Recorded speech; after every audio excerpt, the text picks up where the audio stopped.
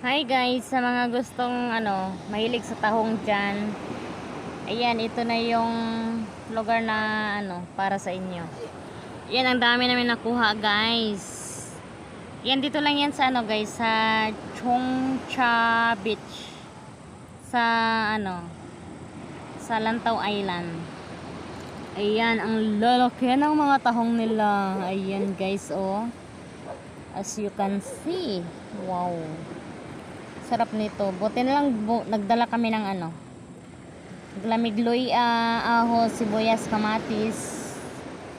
Oh? Uy, mahal na kain sa toa, guys. Oh, mo dyan ang tahong nga ka ng lami siya. Kay green.